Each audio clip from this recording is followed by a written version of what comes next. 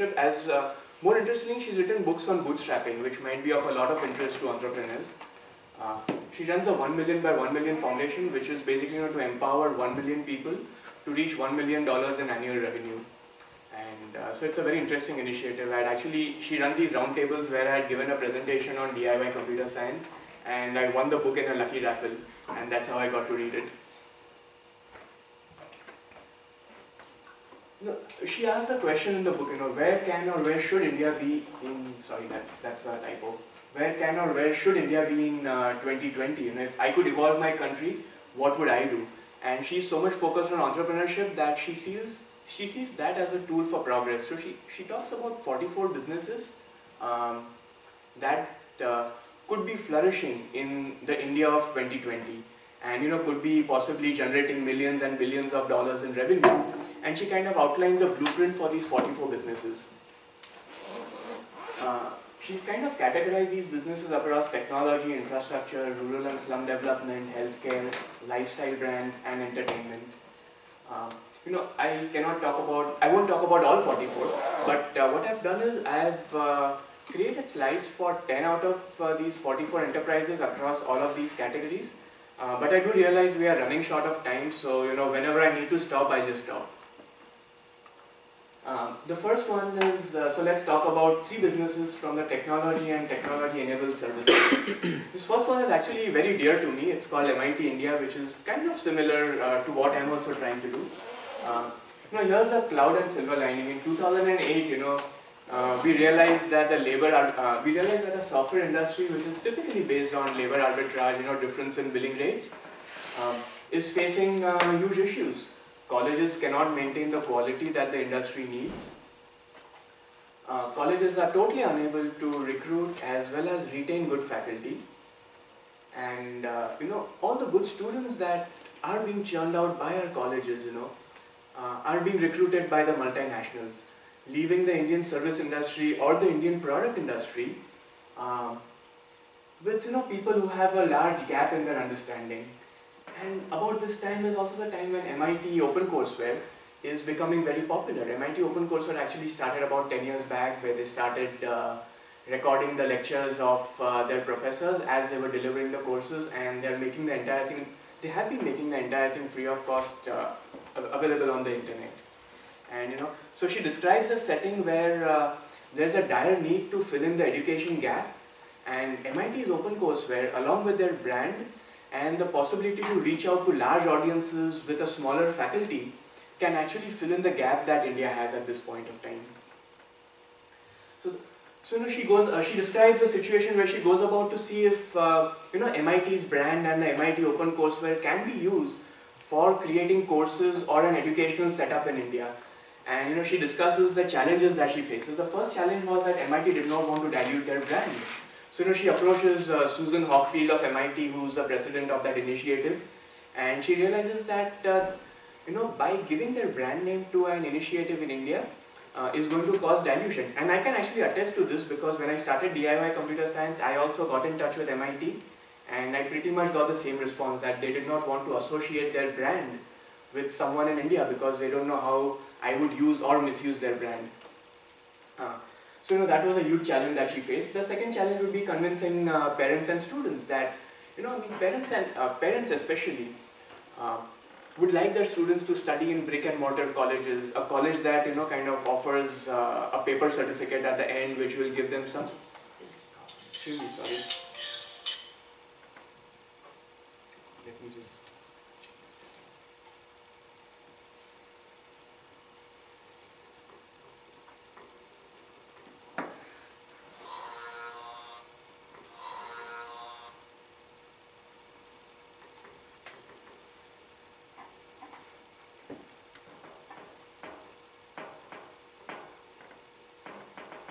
Sorry about that. The second problem is convincing parents, which is again something that I have not faced personally, but I can attest that this is a huge issue where everybody wants that paper certificate and a job guarantee, before, even if they are sending their kids to a course which might be free of cost. And the third problem, of course, is getting early stage investment for a venture like this. So then she describes how she actually overcame the challenges. She had good links with MIT faculty, especially the Indian faculty at MIT. So she goes about, and of course, all this is a hypothetical scenario. All of these stories are hypothetical. But she describes a scenario where she goes about approaching the Indian faculty at MIT, and she convinces them of the power of the idea and the outreach capabilities that this idea has. Then she starts talking and persuading the MIT alumni, especially the Indian alumni from MIT. She convinces Susan Hockfield that, look, even though we will use your brand, we will not give an MIT certificate. The certificate will have a different name to it. And then, she convinces her of the whole potential of affecting 1 billion people across India. And, by using all of these strategies, she paints a scenario where she's able to convince all the stakeholders that the MIT OCW brand can in some way be associated with the MIT India initiative. So, that's how the name MIT comes. It's MIT India, MIT OCW, and, some kind of an association of these two brands. Her early stage investors, as she describes, were VCs who were MIT alumni, who she was able to convince of the potential and the power of the idea. Convincing parents and students was a little bit of an issue, but she kind of got around that issue by reframing the whole problem as a corporate problem rather than an education problem. So she says that she reframed the entire thing as something which the corporates need, and so the corporates are driving this entire initiative where they say that, look, we'll sponsor students, and those who are accepted in this initiative will be given a job guarantee by us. So anybody who passes through the MIT India course and gets their certificate at the end is going to have a job waiting for them. So that's how she kind of, a guaranteed job and reframing of the problem as a corporate problem rather than an education problem was how she was able to overcome the challenge of convincing parents and students. Getting off the ground, she again paints a scenario where she's able to convince Dr. Manmohan Desai and Somnath Chatterjee. And she's able to get some kind of political support for this initiative. And again, I'm not sure where that comes into the picture, but I believe it might be there as an educational institution. If you kind of don't have political support, you can get into a bit of trouble. She gets very handsome contracts from the industry. So the way, again, she reframes the entire problem. So she starts talking to the industry rather than selling this as an education initiative. And she talks to companies like TCS, Cadence, AutoCAD, Tata Motors, and tons of these companies. And she realizes that they have a huge manpower problem. So she gets contracts from them. She says that, okay, you people want 100 students, you people want 100 graduates 3 years from now. My program is going to give you these 100 graduates. So that's how she does. She starts getting handsome contracts from the industry. She describes a scenario where Intel Capital becomes an investor and persuades Intel's India office to become a customer. So these customers are corporates who are interested in hiring highly skilled talent. Typically multinational companies or Indian companies working on products. She cites lack of success with Indian outsourcing firms. Of course, this is all imaginary, but she kind of cites, she has reasons for citing lack of success with Infosys and Wipro and a couple of Indian outsourcing firms where she says that their business model did not really gel well with the model that she was trying to present to them. It's kind of unclear why she cites lack of success, but she says that their headcount business model did not gel very well with what she was offering. All of this is imaginary? Totally imaginary. As in, these are fictional stories where she sees in 2008 that there is a huge problem and an opportunity for a business to actually create something, and then she describes a scenario where that problem can be overcome and the business can thrive by 2020. These are just her thoughts? Or? These are just her thoughts. These are all fictional stories. I see. Okay. Yeah, totally. So her value proposition to companies is, highly skilled personnel. She says, we'll give you highly skilled personnel at the end of 3 years, who will be great employees for you guys. And to students and parents, it is high quality training and a job guarantee. And the costs, this program is entirely free or, at very minimal costs. And the way it's happening is these companies are actually sponsoring the students. And, I'll talk about the cost structure very soon. So, these companies are essentially sponsoring the students, and hence, she's able to actually impart this education at a very low cost. the way she promotes this is she runs a PR campaign with high school students, with high school teachers, and she says that if you all have students who for whatever reason either need to drop out of high school, if you all have capable students who for whatever reason need to drop out of high school and start working because of financial reasons or whatever, we'll absorb these students and we'll actually train them for the next 3 years for a high-tech job.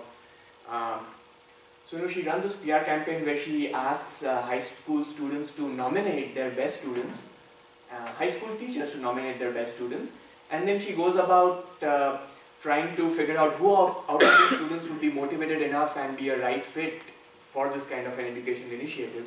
She also approaches those skilled students who could not make it to the IITs to try and recruit them. Just for your information, there is actually something very similar happening in Chennai. It's called AdventNet University by Sridhar Vembu, the CEO of Zoho, where he's actually doing something extremely similar, where he's recruiting those students who would otherwise have dropped out of college, and he's putting them through an 18-month course. And Zoho actually recruits many of these kids. They are put through an 18-month course of technical training as well as soft skills training. And Zoho actually wants to hike up. Zoho actually wants to recruit 40% of their workforce through AdventNet University in the next few years to come. And of course, the MIT brand helps them with promotion. Here's how she structures a curriculum and faculty. It's a 2-year course, 6 trimesters, 22 years, 6 trimesters, 24 courses. Every program is custom designed for the sponsor. So if Intel comes to them and says that we want 100 students with these skills, they design a course specifically for Intel or for TCS or for Cadence. And very intense, no breaks, no summer breaks or anything of that sort, but there are short 1-month breaks in between. The entire course is sprinkled with real-world problems that has come to them from the sponsors themselves.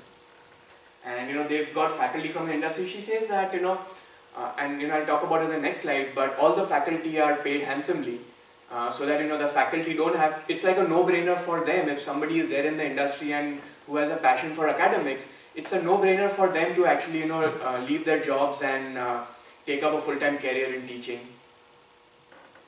So she describes the key early decisions that really helped them gain success was framing of the technical education problem more as a corporate problem, asking corporates to pay for quality because the corporates are actually sponsoring these students. And she describes a scenario where she's charging 6 lakh rupees per student to the corporates, for these 2 years of training. And so the corporates are actually asked to pay for quality and great compensation for faculty. This I can actually attest to because I've actually met a lot of people who would love to teach, but the difference in what they would be making in a teaching job versus what they are making in the industry right now is so huge that it's a big hurdle to pass for them in their mind. And of course, all the red tape that goes on in our colleges is also something that keeps good people away. So here she describes in 2020, MIT India is a $3 billion per dollar company. They've got campuses in many cities like Jamshedpur, Indore, Patna, Nashik, all over India. And she's kind of tried to cultivate the MIT ethos and culture into the students, where the students she describes are zipping across the campus, thinking about how they can create a cure for Alzheimer's or how they can create the next semiconductor material. So that's MIT India. The next venture that she describes is Maya Ray. And again, the problem out here that she describes is that the outsourcing industry is focused entirely on the large and tier 1 and tier 2 cities of India. And there are big problems out here, and I'm sure all of you all will agree to these, that there are huge real estate costs, high salaries, high attrition rates. All of these are kind of eating into our industry right now. And people are realizing that rural India can be part of the growth strategy. Creating a BPO based out of rural India is a very viable growth strategy if certain parameters can be taken care of. So again, she tries to zero in on the customer, and again, this was probably not needed, but I think she tries to put all of this in the context of a real customer in the US. So she says that most of our BPO industries are focused around, offering services to large organizations in the US. But there are like thousands or even millions of small companies who also need services around their business processes.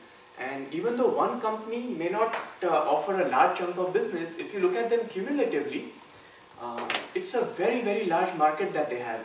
So she talks about the private practice doctors in US, where every private practice doctor in the US is essentially a small business, where they are running, they have insurance claim needs, they have payroll, they have billings and collections, they have taxes, they have tons and tons of outsourcing needs. So again here she talks about that's her business plan, to reach out to all the private practice doctors in the US and to fulfill all their BPO needs. Her promotion is done through Hippocrates, which is basically a company that provides online clinical reference to doctors through PDAs, through the internet, and their business model is of course advertisement driven. So she runs advertisements through Hippocrates, and she describes a scenario where she's able to gain 90,000 customers by running advertisements through Hippocrates. She offers her BPO on secretarial, claims processing, billing and collections, and accounting and taxation sort of services. She says that she described a scenario where each client pays her $1,000 a month, and through 90,000 clients, she's able to generate $1 billion in revenues. The execution is a small town BPO model, so she realizes that she cannot directly go to the villages. So she describes a scenario where she creates the first center in Howrah, which is it's a small town but very close to Kolkata. So it's got a small town ethos, but yet it's close to Kolkata. So she's able to recruit good talent from Kolkata to relocate to Howrah and kind of be part of her startup. And once she does that, she makes gradual inroads into all the other small towns and small cities of West Bengal. She described a scenario where the choice of first office was important because she was able to recruit good talent and get them stationed in Howrah, and she was able to get her initiative off the ground. Eventually, she creates this hub and spoke model where Howrah is like their headquarters sort of, and then there are many small district hubs, many small kind of tier 3 kind of cities where there are district hubs, and each hub manages 10 rural centers.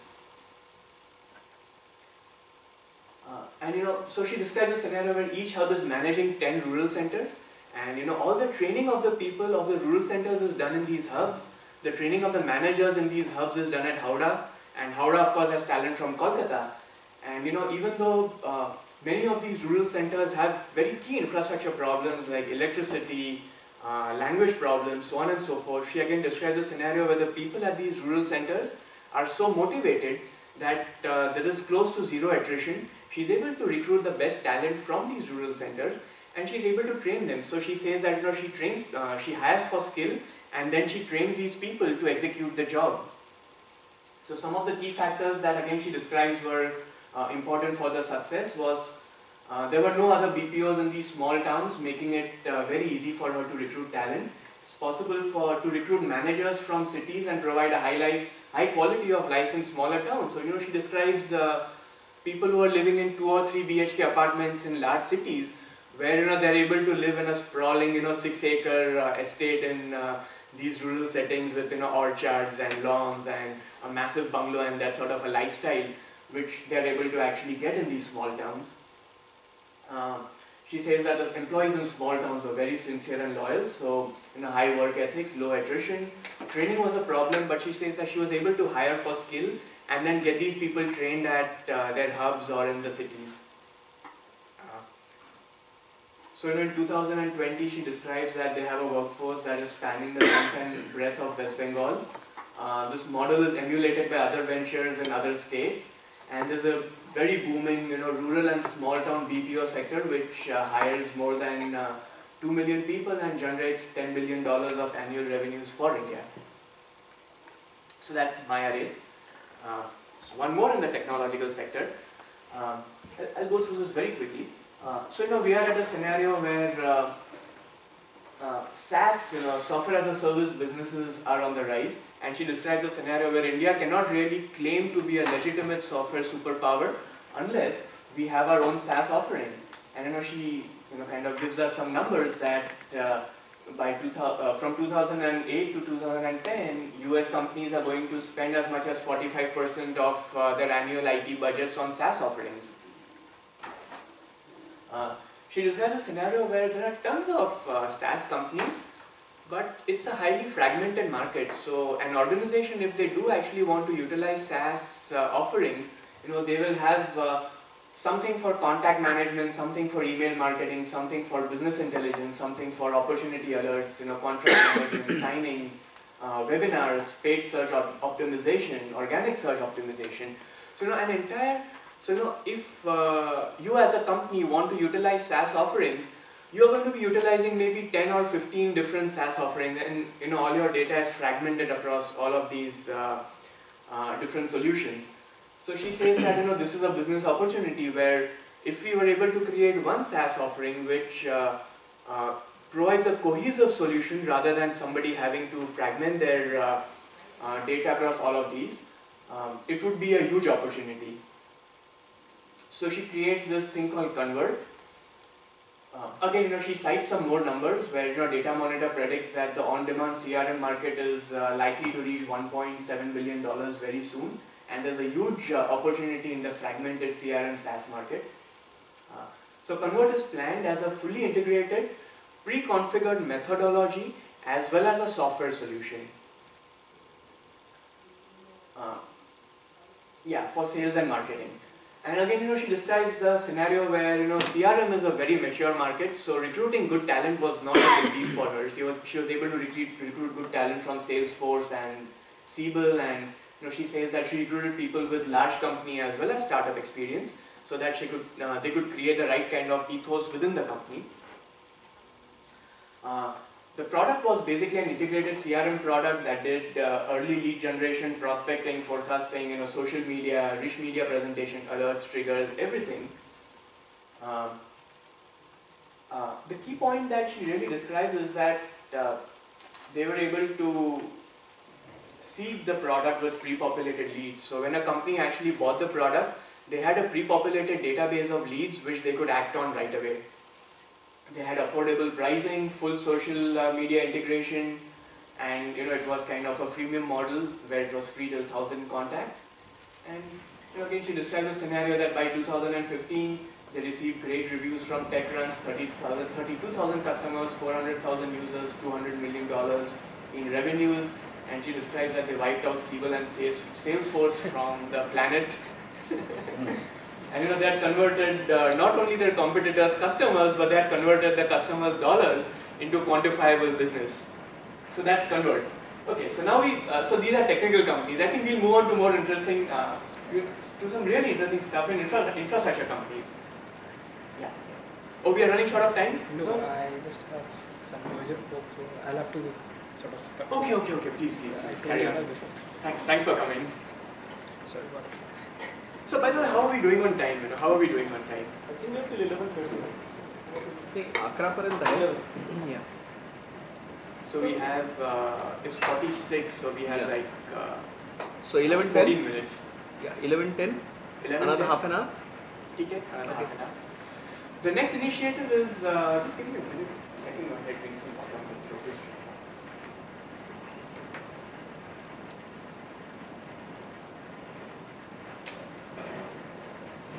So the next problem she describes is that there's a huge influx into the cities, and I think all of us are witnessing this. Massive influx into the cities. People are living in deplorable conditions. Commuting is a problem, pollution, stress, and even in fact people who do move to cities are, so many of these people are living in slums in very bad sanitation conditions, very bad crime conditions. And so she describes a scenario where India is shining, but at what cost? So many of her people are living in absolutely horrendous conditions. So she says that there's a huge opportunity in creating green lifestyles and in encouraging people to move back from the cities into the villages. So this is the overall vision that people in India need to be spread across rural and urban settings, and we need to focus on uniting living as well as workspaces. We need to focus on utilizing green energy and focus on lifestyle quality rather than just increasing our bank balances. So the offering is, both rural and urban. In the urban setting, actually, what she's creating is very similar to what Blue Ridge has created in Hinjawadi. She talks about high-rise buildings. Well, I don't know if they use solar power, but she talks of high-rise buildings which are utilizing solar power for a huge amount of their energy needs, where all the buildings, the roofs of all the buildings are lined with solar panels, and people have solar panels in their balconies that are powering their geysers and that sort of thing. 75% residential, 25% commercial, and she says that they create residential property for people at different entry rates, all the way from a manager to somebody who's just joining the workforce. And again, I think that would kind of mean studio apartments to bungalows. They also have a rural offering where they've got sprawling campuses, more of low-rise houses and buildings and bungalows. They make very effective use of solar power. They've got community kitchen gardens that are growing organic vegetables which people can take out of there for their cooking. And again, it's residential and commercial, and she talks of cycles and cycle rickshaws as being the primary mode of transport because people are working out of the same campuses. So their commute is not more than 3 kilometers or 4 kilometers at a max.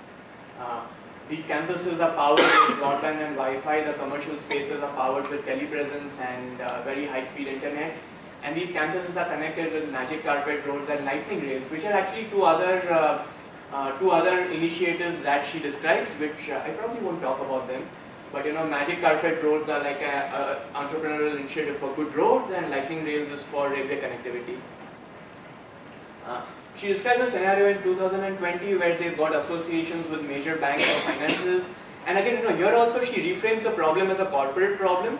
So she doesn't say that we'll create these spaces for you to live. She says that we are creating these spaces, and she goes to corporates and asks them to buy out the commercial space. And then the selling of residential spaces kind of becomes a no-brainer because people who are working in those commercial spaces obviously want to stay in the same campus so that they can cut down on their commute. So that's kind of a no-brainer. And she describes that everybody's living in a fully integrated space with all lifestyle requirements. So you have groceries, you have furniture shops, you have malls and theaters and everything to cater to your lifestyle requirements. People cycle to work, they come back home for an afternoon nap. I'm not so sure this is a good idea, but yeah, she does describe that they come back home for an afternoon nap. And because there is telepresence, they go back to work in the evening, they have their conferences with Texas. And they enjoy community gardens and weekends with their friends and family. Okay, so that was Green Village. The next is Gangotri, where again she describes a scenario where we are depleting our natural resources at a very deplorable rate, and water is becoming a massive problem. So if we could actually convert seawater into drinking water, there's a huge opportunity for a business and an opportunity to save our planet. And as I was reading this, I just kind of did a very quick Google search, and indeed the desalination, the costs of desalination for seawater are very high, making it kind of unviable as a process to actually provide drinking water to people. So it's kind of that water everywhere, but not a drop to drink is really true. So now she describes a scenario where a company called ERI in Europe has created a device called the PX pressure exchanger. All this is again fictional, yeah. They've created a device called the PX pressure exchanger, where they brought down the cost of desalination to 43 cents per cubic meter of water. So there's a huge saving in energy and money. So she describes a challenge where she is able to set up these desalination plants, but she needs to figure out that how do they really position their plant. Do they cater to the industry, do they cater to households, or do they cater to irrigation? All three of these sectors need high quality water. So again, she does some research and she figures out that ports have a lot of land, and of course ports are close to the sea. So it's like she says it's a no-brainer to, and ports have industries close by, so it's a no-brainer to set up their desalination plants in the ports. And so industry becomes a natural place to start, where she sets up the desalination plants at ports and she caters to the industries that are close nearby to the ports. So for getting off the ground, she describes a scenario where she strikes off a deal with the Haldia port in West Bengal for their processing plant. And Haldia Petrochemicals, which is located close by, becomes their first venture and their first customer. She's able to get funding from Asian Development Bank in a joint venture with Hyflux in Singapore. And she describes Hyflux as a company which is very heavily invested into desalination. They are desalinating 100,000 cubic meters of water in China. And so their initial infrastructure is piloted by Hyflux, where they kind of just take their blueprints from their Shanghai and Tianjin plants, and I'm not sure if it's Shanghai and Tianjin, but their blueprints from their China plants, and they are able to create these. They're able to create the plants in India very rapidly. And she described a scenario where, of course, people in India are getting trained by the Hyflux people, and so she's able to get huge funding. She's able to get public-private partnership. And she describes a scenario where Orissa state, is very hungry for development, and they've got a huge coastline. So they kind of lap up the idea, and they sell out massive portions of their coastline at highly subsidized rates to create these two private companies for these desalination plants, and they become the flag bearer in India for desalination. And she described a scenario where Orissa makes huge amount of progress because of this. And in 2020. There are 30 desalination plants in Orissa built over land given with huge subsidies. We are processing 3 million cubic meters of fresh water created at $4.5 billion every day. And she describes that Gangotri has captured 78% of market share for industrial water in 5 Indian states. They've started feeding fresh water to other states. And she describes a scenario where India wants to actually divert water from the Yamuna and a couple of other rivers to the South Indian states, and there's a huge diplomatic row with Bangladesh. And so Gangotri, her initiative, is able to solve the diplomatic problems that we have with our neighboring countries. And of course, because she was able to solve the diplomatic problems, Bangladesh gives her massive contracts to start desalination plants in Bangladesh as well. So that's kind of Gangotri in 2020. The next venture that she describes is again an infrastructure which is called Palanquin. Again, it is based on the same premise that we have a huge influx of migrants moving to the cities in search of livelihood, and they are living in terrible conditions. The cities are getting crowded, and overall it's just terrible. India is shining at a very high cost. It would serve very well if we could have some kind of a reverse migration from the cities back to the villages, and that is what this enterprise is focused on. So she again describes a scenario where she does her market research. She actually goes to all the slums of the major cities of India, and she asks the parents, would you all be willing to relocate your children back to your villages if we offered them education and training and a clean environment and an opportunity to work? And she says that most of these parents have like a common answer. They are not very comfortable saying yes to relocate their younger kids, but sure, their kids who are around 15 years of age, she is very happy to have them relocate back to the villages. They are very happy to have them relocate back to the villages. So she bases her enterprise on what she can do with kids who are about 15 to 18 years old. And Palanquin is that enterprise. The setting is a rural community of children whose parents have migrated to the cities, and the kids are going back to the villages. These are massive campuses where they have schools, and of course it's not just the schools. She describes a scenario where along with the schools, she's able to offer livelihood to these students also. So the livelihood is coming through cane and wood furniture. So these campuses have facilities to create cane and wood furniture. So that's what the kids do for livelihood, and they've got schools for their teaching. Getting off the ground, she describes a scenario where she's able to get land from farmers at very fair rates. She's able to get land from farmers at a very fair rate, and so she's able to remunerate the farmers fairly, and she's able to get that land. And this is typically land which cannot be irrigated very well, so she's really not destroying the farming culture of India. And she recruits students from migrant families in cities, and gradually she starts Palanquin centers one by one. And she describes a scenario where the first 8 centers are owned by her venture itself, and after that they move on to a franchising model. Their product is cane and wood furniture where they make sofa sets, coffee tables, almiras, etc. She again described a scenario where they get their initial design done from Japanese designers. So and she described a scenario where Japanese designers are are focused on quality and simplicity of design. So she gets these 3D models from the Japanese designers, and the entire positioning is affordable elegance. And I think it might be similar to IKEA actually, affordable elegance. Here's the scenario that she described in 2020. They start with the initial 8 centers which are owned by them, and then they move on to a franchising model.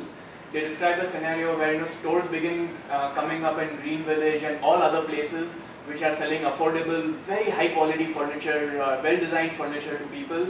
These furnitures are used by managers, engineers, chefs, everyone. There is massive amount, and then she describes a scenario where initially they start getting their designs from Japan, but after that we have local talent creating designs. So she describes a girl who's migrated from the slums into one of these centers, and she creates an award-winning design which wins some kind of a national award. And then they realize that they don't need to outsource the designing work to Japan. We've got good enough talent in India who they train to create these designs. And they've got $1 billion in revenues, 2,000 stores, 500 locations, 500 workers. They kind of become an affordable, they become a monopoly in affordable furniture, and they've rehabilitated thousands of kids from slums back to the villages. And because of all this rehabilitation, the villages have a thriving economy, they have good infrastructure, high quality of life for the people. So that's Palanquin in 2020. The next venture she describes is Amrakunja. So now we are in a scenario where people are moving back to the villages, and the land that was earlier occupied by city slums is clearing up. So except for a few people in the city slums, this land is pretty much clearing up.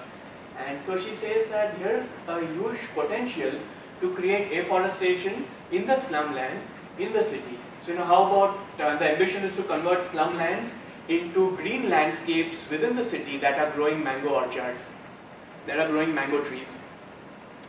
So to get off the ground, they obtain 230 million euros from carbon funds. They obtain 70 million euros from state governments.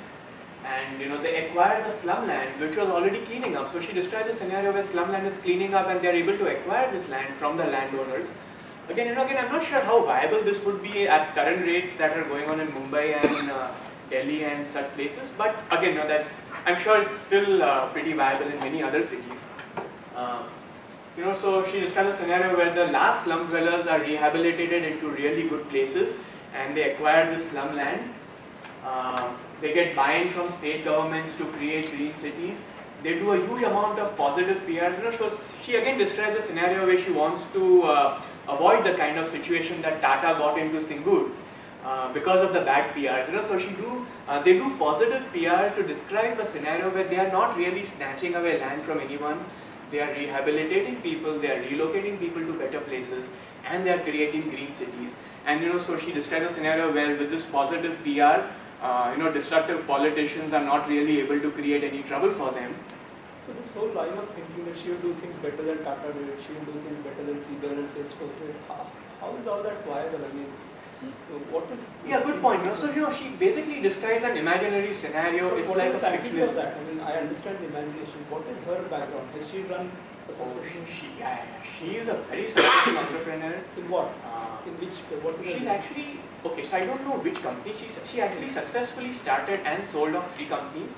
She has consulted with entrepreneurs and again very successfully helped them grow their businesses. Consulting and administering. I would like to know if she has her own. Yeah, she has. She has 3 success stories herself. She's a successful consultant, and now she started this 1 million by 1 million initiative, where her aim is to help. This is the simple question one would ask. If she has this 40 ideas, why didn't she start with one? So here, a great question. And what she says is that as a person, I can do only so much. I can execute one idea. Let her do one of them. Oh, but she's done 3. That's it. Which one? Why did she talk about those 3? Oh, but in her book, right? In this book, it's a fictional 44 ideas. So if you go to her website, you can possibly read those 3 ideas that she successfully created and sold off to other companies eventually. So she's executed 3 ideas successfully, then she became a consultant, and now her idea is to empower 1 million people. And she says that the way I can do that is not by starting my own ventures, but to show 1 million people how they can bootstrap their own ventures and become entrepreneurs. So that's kind of the backdrop for the book. 1 million entrepreneurs reaching 1 million revenue is a very good idea like that. But this is totally different. It's always talking about 20 billion and those kind of things. Yeah, so that's kind of like toward 2020. Because as you and I know as an entrepreneur, it's not that what will happen after 20 years. It will happen, what will happen in the first 1 or 2 years when you're starting out, how you stay afloat, above board. Totally.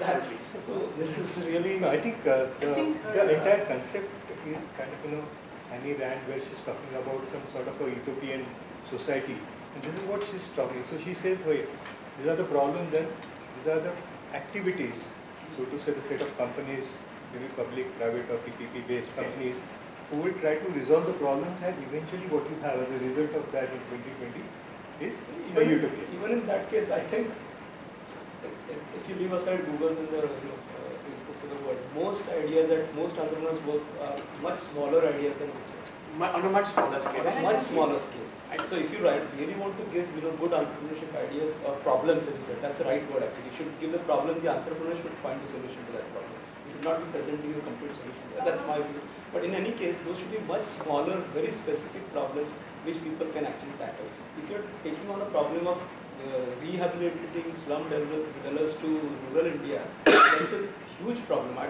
I don't know who would take up that kind of a problem. But I'll tell you, I'll let you do. Sure, let me just kind of, compare. Sorry, just make this point. But it's an interesting point because I too had that same point, Yes. And I mean, to be fair to her, I'll say that I've chosen 10 of her ventures, and there are, smaller ventures also. Okay. And I've kind of chosen a mix of small and big ventures. Okay. And of course, this Amrakunja is like really ambitious. You're talking about 230 million euros in carbon credits and all sorts of things, and buying, Dharavi, and creating into a mango grove.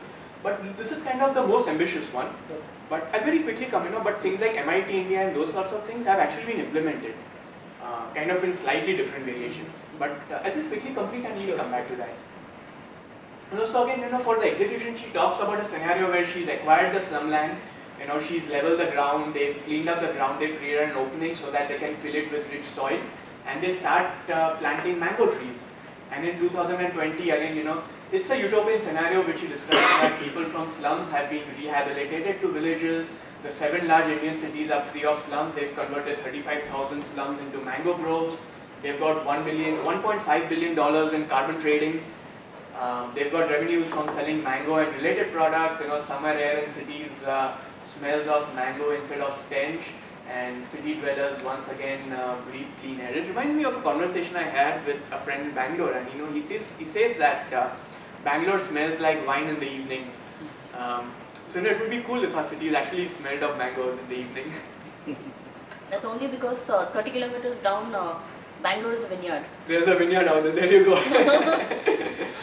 Yeah. So so the next thing is lifestyle. Next thing is a lifestyle brand. So she says that she actually grew up in Kolkata, where she had a family of tea connoisseurs, and when she moved to California, she says that she steeped into the wine culture of California, and she realizes that there are all these small vineyards that are making premium wine, very high quality wine, and they have a passion for what they do. Why can't Indian tea makers or the tea estates in Darjeeling have the same passion for their tea as the vineyards have for wine in California? So an inspiration for this idea comes when she's in Glenberg, which is a tea estate in Darjeeling. And while she's out there, kind of the people at Glenberg talk to her about the different kinds of tea, the different blends of tea, the right way to make tea, the aromas, and so on and so forth. And she kind of gets motivated that why can't India be what California is for wines, for the tea market. So she describes an execution where she partners with 10 existing tea estates in Darjeeling to sell their tea as branded products. So the backdrop is basically the Lipton and Tata is actually acquiring low quality tea to sell as commodity products. And she says that why don't we partner with these tea estates to sell high quality tea as branded products. And then, she goes on to create Starbucks style tea lounges, where she says that it's not really down market. So again, Starbucks is not really down market as well, but it's still commoditized. So she says that she creates Starbucks style, very, very upmarket tea lounges, which are like a lifestyle product. And actually, there is one such place in Mumbai. It's called the Tea House, I believe, which is in Churchgate. I've been there a long time back, and the tea house actually has been existing from a good amount of years. And so she says that they start their initial set of lounges in major Indian cities. Next in line are European cities, and they actually end up owning 40 tea estates in Darjeeling. And she doesn't mention Kerala, but I believe that might be the case as well. And they try to promote tea as a lifestyle. So they talk about blending, they talk about different aromas. And these tea lounges are places where they have European porcelain sets and piano and good music playing in the background. So they try to promote tea as a lifestyle. And eventually she says that she goes back to Darjeeling, where she acquires some of these, where she actually creates boutique hotels, not for revenues but for branding. So these boutique hotels are hotels where people can actually go and stay for a few days and immerse themselves in the tea culture. So possibly very similar to the kind of boutique resorts that vineyards might have created in California. I was in Kerala once, and I forget the name, but I did see a boutique, very nice boutique place where they had no televisions. It was all wood cottages. Windsor, I think it was Windsor or something of that sort. Windermere, where they had these, wood cottages. No TVs, anything of that. So they had barbecues, and it's pretty expensive, but it was all kind of around a certain kind of a lifestyle. So their guests were exposed to a certain kind of lifestyle rather than the typical hotel culture. Okay, the next is healthcare. She talks about, we have a huge problem in basic rural healthcare.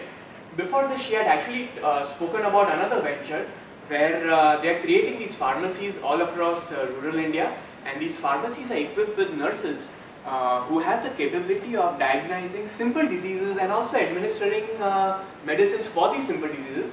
This actually goes hand in hand with a Times of India article I read some time back, that the Indian government is seriously thinking of allowing allopathic and homeopathic doctors to prescribe, homeopathic and Ayurvedic doctors to prescribe allopathic medicine. So they'll be actually put through a course, and they'll be given the permission to prescribe allopathic medicines to solve the healthcare problem that we have in India.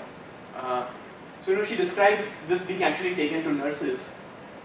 And but those pharmacies are addressing problems where people who have the flu or dysentery or diarrhea are being treated at these local pharmacies in small villages. But people who have more complex health problems obviously cannot get them treated at these pharmacies. They actually need doctors. So she describes the scenario of doctor on wire. This is for actually managing non-trivial health issues and for health issues that need surgery. Or things where you need complex diagnostic machines like MRI and that sort of thing to diagnose these problems. So that was the backdrop for creating Doctor on Wire. For getting off the ground, she described a scenario where they were able to procure funding from GE Capital and other micro-lending institutions. The equipment actually also came from GE Healthcare. It kind of went hand in glove with acquiring funding with from GE Capital. The scaling up was achieved by a franchising and a micro-franchising kind of a scenario, and I'll describe that in the next slide. Here is a structure, there is a hub which has 20 doctors of different specializations. So you would think of a hub being in a place like, let's say, Amravati or Wardha or some such place, which has 20 doctors across different specialities. Each hub is connected to 10 villages. So each of these villages has a clinic. So there is one hub, let's say in Amravati. She of course talks of towns in West Bengal, places in West Bengal. But let's say there is one hub in Amravati, which is connected to 10 clinics in 10 villages around Amravati. And 10 clinics, around in the larger villages around Amravati. Each of these clinics, she says, caters to 10 villages. So each clinic caters to 10 villages. Each hub has 10 clinics. So each hub is in effect managing 100 villages. and approximately 100,000 people. And each clinic has diagnostic equipment like MRI machines and all sorts of things. They have nurses. They are connected through a broadband internet to the hub, and they are servicing 10 villages. She describes a scenario of treatment and management where people from villages get a battery of tests, preventive as well as symptom-based. And these reports are sent to doctors at hubs for evaluation, and along in consultation with these doctors, the nurses at these clinics are able to give good healthcare suggestions, and they are able to manage the health of people in those villages. Of course, patients in need for surgery are sent to the hubs. These clinics in villages are not able to handle surgery.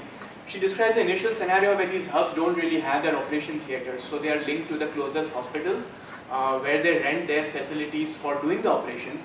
But she also describes a scenario where these hospitals are just terribly lacking in infrastructure, so eventually those hubs create their own infrastructure for doing these surgeries. Up to 2020, she describes a scenario where surgeries are done by doctors at the hubs, initially at the closest hospital. Eventually the hubs are equipped with surgical facilities. She describes a scenario where far-flung villages from Manipur to Kutch and Kashmir to Kanyakumari have access to expert medical treatment, and rural India has hope beyond prayer. And again, I haven't done a lot of research, but I do know that Apollo is doing similar things in Tamil Nadu and I believe Andhra Pradesh as well. Okay, next is entertainment. So I'll leave you guys with a little story of kids and magic. So she describes a scenario where Harry Potter has been an astounding success. J.K. Rowling is richer than the Queen in England, and by June 2008, her books are translated into 67 languages, sold more than 400,000 copies, and the cumulative brand of movies and books is worth more than $10 billion. I think this is actually a case of somebody who was able to reach $10 billion. So I think it's possible to even do big things. But she describes a scenario where India really needs its own hero.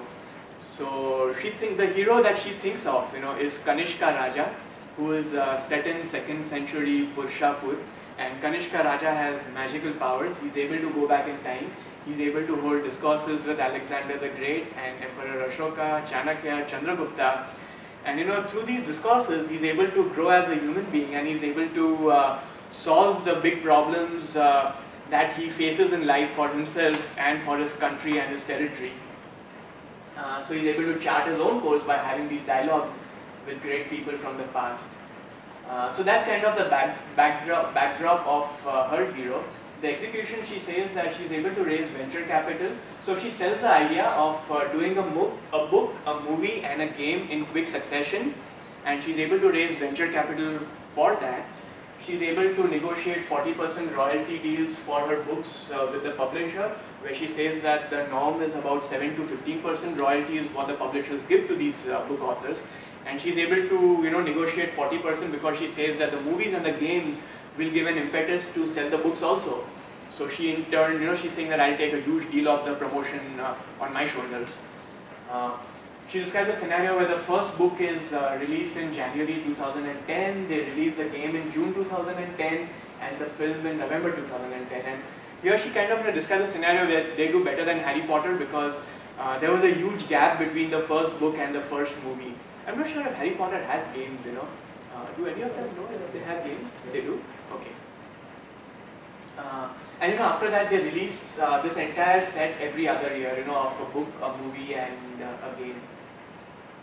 So by 2020, they've created 5-part series. Out of the 10 parts, they've captured the imagination of all the kids in India, and Kanishka Raja franchise is worth $5 billion. So that's kind of her imagination. Thank you, friends. So I've only described 10 out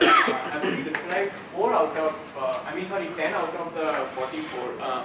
Here is the book, if any of you all want to see it. It's got 44 enterprises across these categories. So those 3 case studies that you were talking about, which you had sold of her ventures, were they technology focused or management focused? They were technology focused. All her ventures were technology focused. I believe one of them, I could be wrong, but I believe one of them was semiconductor related, and the other two are, I think, software technology focused. Because I'm more keen about the semiconductors. There was this one personalized, I mean, it's a store, online store, which was a case study. Okay. Which she had set up that particular startup, and it was acquired. And I think even Ralph Lauren was interested in buying that. Yeah, she had three exits in all her three ventures. Yeah, the online store, I believe one was semiconductor related, and the third I don't recollect what it was. But she herself had 3 successful exits. She's had serious amount of success with the consultings that she's done with companies in US. And I think she's gaining success with the 1M by 1M partners with Persistent in Pune actually. So she's gaining some amount of success with that. Her idea, she holds these regular roundtables, so if anybody has an entrepreneurial idea, they can actually pitch to her in a roundtable where anyone can give a 3-minute talk. And this is an international roundtable that she does. So anyone can give a 3-minute talk and she'll give personalized feedback on that. And again, she's got a 1M by 1M paid program also, but I kind of won't talk about that because I think it will almost become like a pitch for her program then and not a book reading. So those of you who are interested can kind of find out more on shramanamitra.com. Yeah, it talks about 3 companies. One's offshore software services, one is sales lead generation and qualification software, and the other was the personalized store. Personalized store. Okay, so there's no semiconductor thing, is it? No semiconductor. Oh, then that must be the success in her consulting. I know she I think consulted a very successful semiconductor startup. Yeah, she's consulted a very successful semiconductor startup. The 3 companies which founded is EAIS, Interca and UMA. Thank you so much for your. Thank you very much. It's been a nice dreamy journey for all of us, I guess. Saturday morning. I felt like closing my eyes and keep listening, so I can actually visualize as well whatever you were saying. Yeah, but just like to also add one point on the author. Although she's been a good leader or thought leader, I would call her. She's also been very successful in defining something called Web 3.0, which probably might be more interesting to all of us. We all know Web 2.0 is more of a web social and getting people all together on a platform. But Web 3.0, what she conceives is something which is how do we get social into niche areas like healthcare? How do we become more social into that? Through online platforms. So it might be a good offline material if you're interested to read about it. And there are some nice ideas about it as well. So I also recommend that reading to all of you. So again, thank you so much for your time and nice book reading session. Thank you so much. I didn't say one thing, but I think many of these ideas are being implemented in some ways or the other. MIT India is being implemented. The Doctor on Wire is implemented by Apollo. The furniture shops, again, IKEA has done it in Europe.